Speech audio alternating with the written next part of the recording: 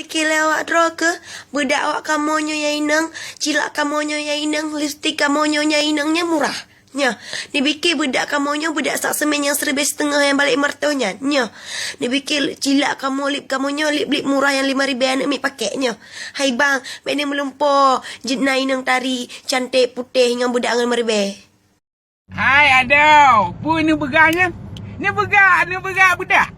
Budak. Uri inong ai adau mendua kayu mbak budak. Uri inong aji bujro hati, bujro deket uri inong. Betem top aurat. Nya baru mahai uri inong. Mamanya uri inong mbak lagado budak-budak yang kagalau uri yang ja uri inong mbak bini-bini dalam bo budak gerpang-gerpum je lagu teboh aji.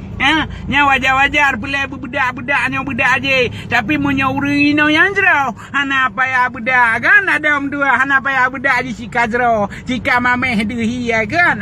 Junan munyo lagi rom mungkin pelai budak baik-baik kan. Mamunyo uri yang jero deket jero hati je hana pelai budak-budak. Yang penting menghai harga diri je.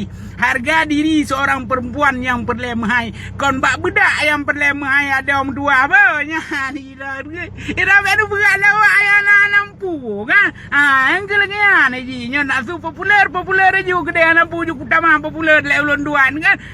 Yang benan dipikir ron sira urinang bukanlah mahai ron karena budak. Mahai ron nak dengan akhlak ron nyogot tetap akan mahai, tetap akan dihargai oleh seorang orang lelaki yang setia dan sayang kepada Ron. Ya, benar kan? Ya ada orang tuanya ningan.